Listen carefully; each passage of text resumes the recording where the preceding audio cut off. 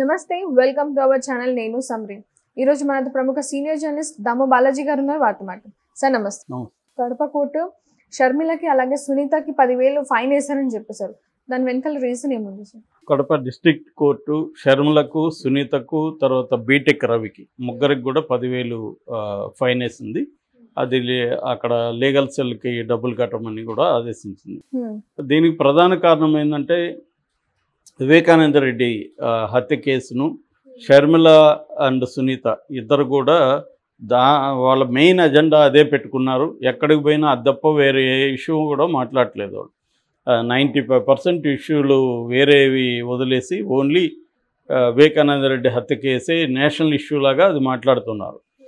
So దాని మీద ఒక సురేష్ కుమార్ అని వైసీపీ కడప జిల్లా సెక్రటరీ ఆయన కడప జిల్లా కోర్టులో పిటిషన్ వేశారు. ఎందుకంటే అది కోర్టులో ఉంది, సబ్జుడిస్ అంటారు, కోర్టులో ఉన్నప్పుడు మాట్లాడకూడదు. రెండోది ఇప్పటి వరకు ఎవరు దాన్ని దోషులుగా ప్రకటించలేదు, అందరూ కూడా ముద్దాయిలే, అక్యూజ్డ్ తప్ప కన్విక్టెడ్ కాదు. కాబట్టి ఎవరినైనా మనం అక్యూజ్డ్ని కన్విక్టెడ్ లాగా మాట్లాడకూడదు.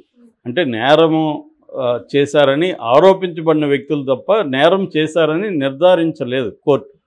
కాబట్టి వాళ్ళని మనం హంతకులని మాట్లాడకూడదు. కానీ షర్మిల, సునీత, బీటెక్ రవి వీళ్ళందరూ కూడా ఏం మాట్లాడుతున్నారు, అవినాష్ రెడ్డి హంతకుడు, వివేకానంద రెడ్డి హంతకుడిని జగన్ చేరదీశాడు, సో హంతకులకు జగన్ సపోర్ట్ చేస్తున్నాడు, ఒక హంతకుడిని మీరు గెలిపిస్తారా అని ప్రజలకు పిలిపిస్తున్నారు. ఇది ప్రజాకోర్టులో మేము తేల్చుకుంటాం మీరు అని.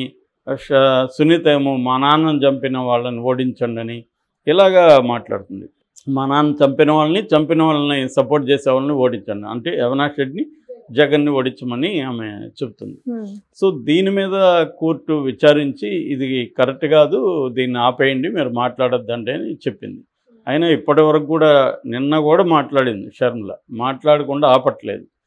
సో దాంతో అదే కాకుండా దాని మీద అక్కడ అప్పీల్ చేశారు, అంటే మీ నిర్ణయాన్ని మీ తీర్పుని తీసుకోండి అని. మళ్ళీ హైకోర్టుకు కూడా వాళ్ళే వచ్చారు.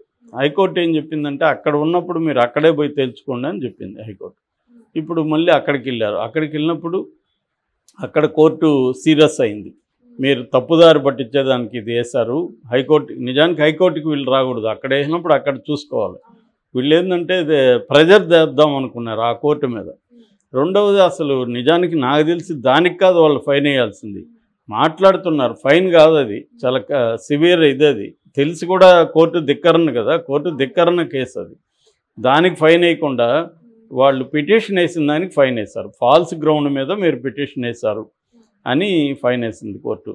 సో ఇంకెట్లా 4 రోజులు ఎన్నికలు కూడా అయిపోతుంది, ఆ తర్వాత వాళ్ళు మాట్లాడను కూడా మాట్లాడరు, వాళ్ళకి అవసరం కూడా లేదు. అది ఇది ఎన్నికల కోసం మాట్లాడుతున్నారు. అయినా కూడా వాళ్ళకేం వర్కౌట్ అవుతుంది. ఎందుకంటే అదేమన్నా నేషనల్ ఇష్యూనా? వివేకానంద రెడ్డి హత్య పైగా 5 ఏళ్ళు అయిపోయింది, ప్రజలకి ఏం సంబంధం? కడపలో మాత్రం ప్రజలకి ఏం సంబంధం?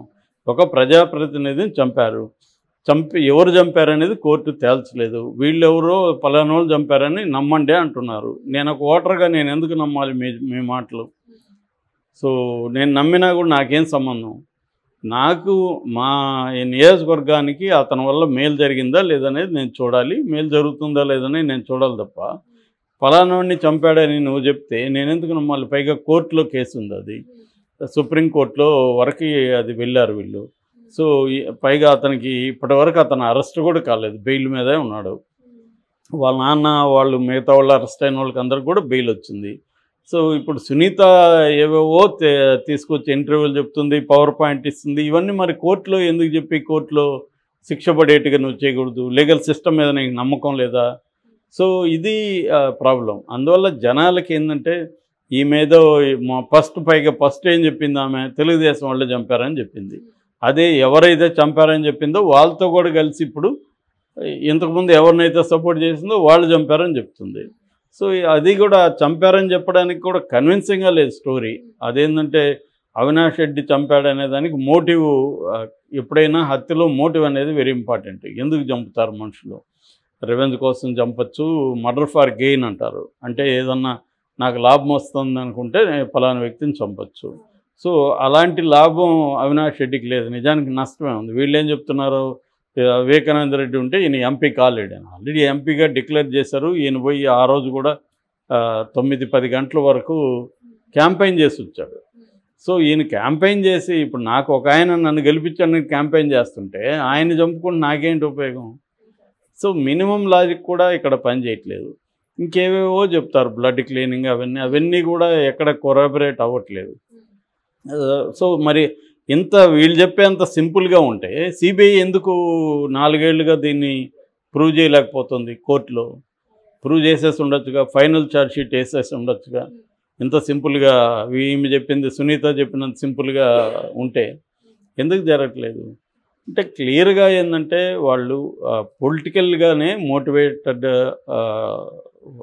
క్యాంపెయిన్ తప్ప అదేమీ నిజంగా ఆమె వాళ్ళ నాన్నకు అన్యాయం జరిగిందనే దానికంటూ కూడా ఎక్కడో ఒక జగన్తో ఒక గ్రడ్జిగా కనబడుతుంది. నీ మీద రివెంజ్ స్టోరీ లాగే ఉంది తప్ప ఆమెకి ఏమీ ఒక తండ్రి ఒక కూతురుగా నాకు న్యాయం చేయండి అన్న అప్పీల్ ఏమి కనిపించట్లేదు. ఎందుకంటే నేను కనీసం 50-60 వీడియోలు ఈ టాపిక్ మీద మనం గతంలో చేశాను నేను.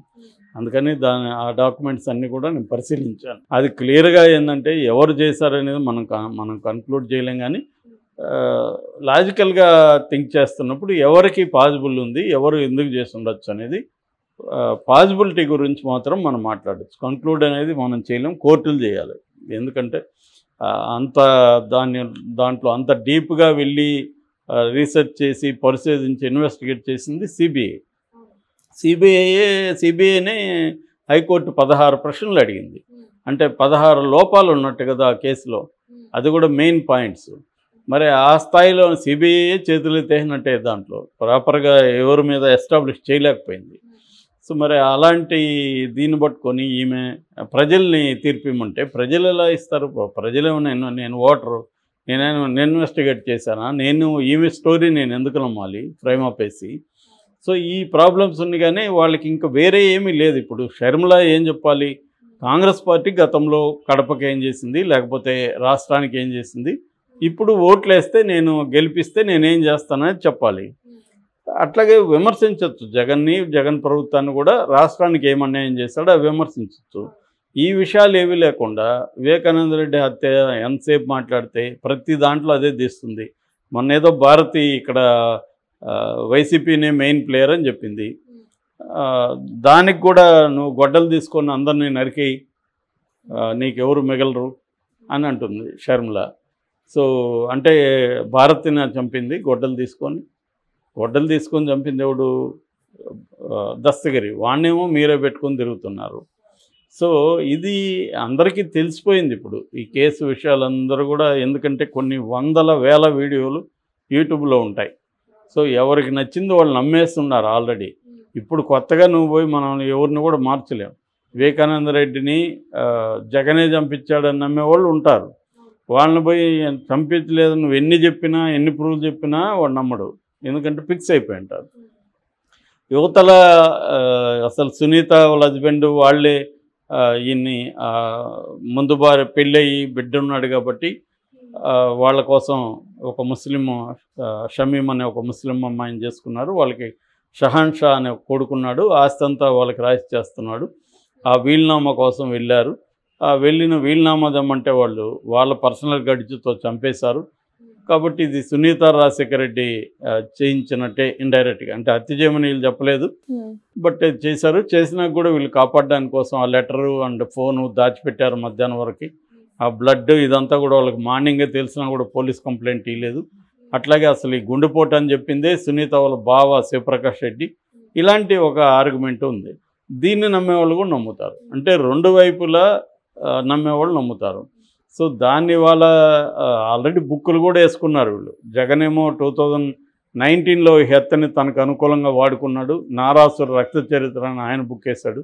దాని తర్వాత చంద్రబాబు జగనాసుర రక్త చరిత్రను బుక్ వేశారు. కానీ అది చంద్రబాబుకి ఎన్నికల్లో ఉపయోగపడలే. అందుకని దాన్ని చంద్రబాబు ఇప్పుడు పక్కన పెట్టేస్తే సునీత శర్మల వాడుతున్నారు. సరే వీళ్ళు వాడుతున్నారు, మనకు కూడా ఉపయోగపడుతుందని తెలుగుదేశం మీడియా దీన్ని హైలైట్ చేస్తుంది. సో అంతకంటే ఏం లేదు ఈ కేసు. Okay, thank you.